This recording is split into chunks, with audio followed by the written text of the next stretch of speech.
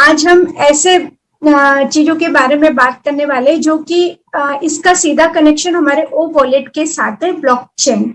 वैसे देखिए, ब्लॉकचेन मुझे लगता है काफी लोगों को पता भी होगा, लेकिन हम लोग बहुत टेक्निकली नहीं, बस हम लोग आपको एक बेसिक नॉलेज के साथ ही आपको बता जाएंगे कि एक्चुअल में ब्लॉकचेन होता क्या है, ब्लॉकचेन कैसे यूज होता है, ब्लॉकचेन कहाँ यूज होता है। तो हम पहले बात करते हैं ब्लॉकचेन है क्या। ब्लॉकचेन टेक्नोलॉजी एक प्लेटफॉर्म है जहां न सिर्फ डिजिटल करेंसी बल्कि किसी भी डिजिटल को बनाकर, किसी भी चीज को डिजिटल बनाकर उसका रिकॉर्ड रखा जा सकता है।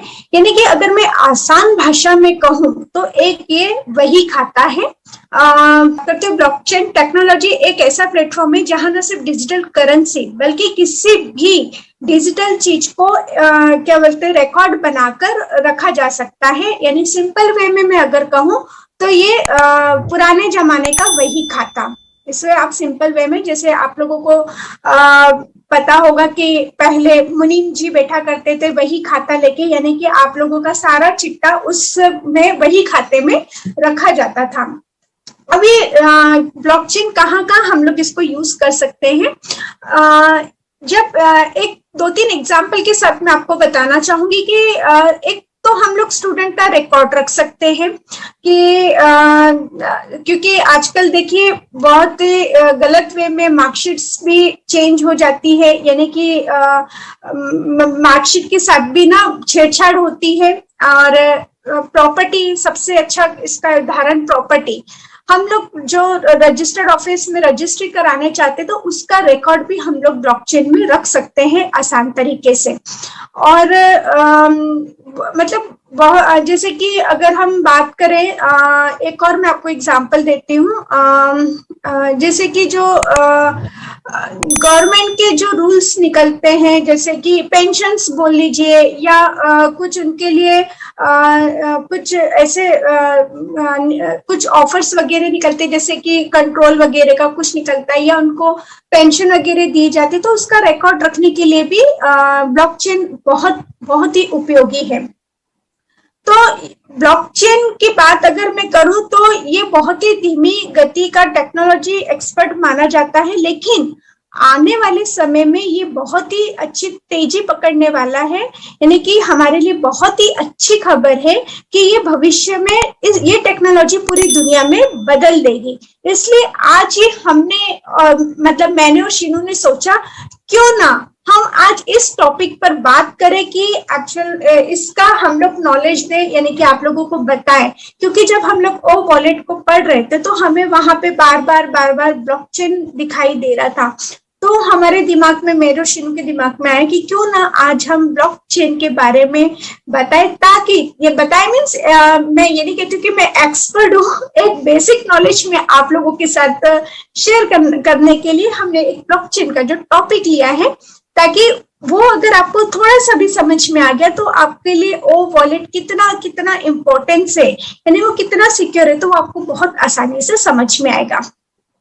ऐसे तो देखिए इंटरनेट में इंटरनेट भी कोई सिक्योर नहीं है, लेकिन अगर मैं ब्लॉकचेन की बात करूं तो अदर टेक्नोलॉजी से ये काफी हद तक सिक्योर है। यानी कि मतलब कि यहाँ पे ब्लॉक्स बनाए जाते हैं, एक दूसरे से कनेक्शन होता है और ये कनेक्शन को तोड़ना इतना आसान नहीं होता है। जैसे एक मैं बताऊं तो एक रस्सी, हम लोग एक एग्जांपल एक रस्सी का लेते हैं, रोप का लेते हैं, उसमें जो हम गठाने बांधते हैं, तो ये भी एक, अगर उस रस्सी का यूज करना तो हमें वो सारी गठाने को खोलनी पड़ेगी। तो ये इतना आसान नहीं है, कंप्यूटर में ये चीजें इतना आसान नहीं होता है। तो इसको हम कहते हैं ब्लॉकचेन। ब्लॉकचेन के जो नियम है वो 3 टाइप्स के होते हैं। यानी कि अगर हम बात करें तो डिजिटल होता है, और उसके बाद डिस्ट्रीब्यूटर होता है एंड डिसेंट्रलाइजेशन। अब ये डिजिटल, डिस्ट्रीब्यूटर, डिसेंट्रलाइजेशन क्या होता है, इसके बारे में हम 3D यानी 3D के बारे में हम लोग एक एक करके बात करेंगे। तो मैं बात करती हूँ सबसे पहले डिजिटल। देखिए जमाना डिजिटल का आ गया है, यानी हम वही खाते से अगर हम बात करें तो हम लोग डिजिटल में आ गए हैं। तो अब ये डिजिटल क्या है, कैसे इसको मतलब हम लोग डिजिटल में कन्वर्ट करेंगे, इसके बारे में हम बताते हैं। जैसे आप कोई ट्रांजेक्शन करते हैं, यानी कि कुछ भी क्रेडिट डेबिट करते हैं, ट्रांजेक्शन में डेबिट क्रेडिट करते हैं, उसका जो रिकॉर्ड है, उसका रिकॉर्ड एक डिजिटली लेजर में क्या बोलते हैं इसको लिया जाता है, यानी उस ब्लॉक में उसका ट्रांजेक्शन को स्टोर किया जाता है, यानी जो वो आपका जो रिकॉर्ड है वो वहां पे स्टोर हो गया, उस ब्लॉक में वो स्टोर हो गया है, यानी कि आपका जो वही खाता है, मतलब कि वो ब्लॉक में आपने उसको रिकॉर्ड को एंटर कर दिया। तो ये होता है डिजिटल।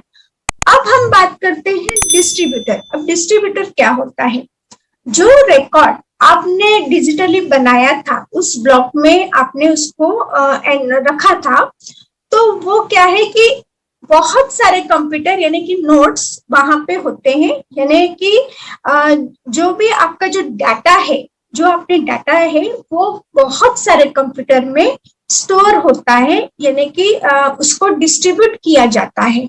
यानी आप वहां पे कोई भी मतलब अगर कोई भी आपकी फाइल से छेड़छाड़ करता है, यानी कि करता है, तो वहां पर वो आसानी से उसको छेड़छाड़ नहीं कर पाएगा, क्योंकि अगर वो एक चीज को छेड़ेगा तो वो दूसरे में चेंजेस आ जाएंगे।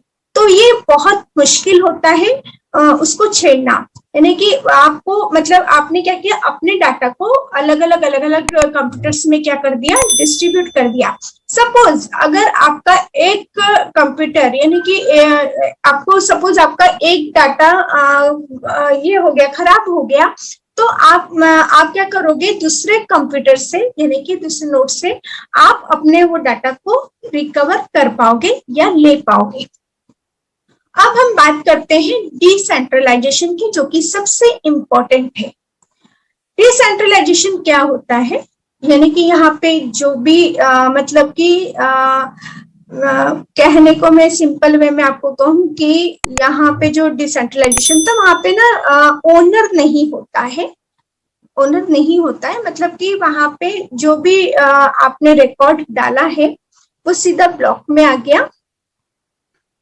सॉरी, आप जो मतलब जो आपने डाटा बनाया है ना, उसका कोई ओनर नहीं होता है, यानी कि आपने जो भी रिकॉर्ड उसमें रखा है वो सीधा के सीधा उसमें पूरे ब्लॉक में वो डिस्ट्रीब्यूट होके डिसेंट्रलाइज हो गया है, यानी कि अगर वहां पे कोई छेड़छाड़ नहीं कर सकता है, या वहां पे एक बार आपका डाटा स्टोर हो गया तो कोई भी उसको टच नहीं कर पाएगा, इनफैक्ट वहां पे एक फुल स्टॉप भी नहीं लगा पाएगा।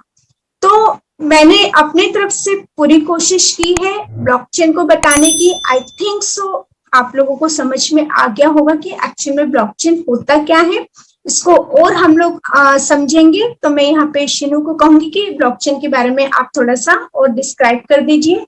वैसे तो मैंने अपनी तरफ से पूरी सिंपल वे में कोशिश की, अगर कुछ उसमें रह गया हो तो यू कैन कंटिन्यू।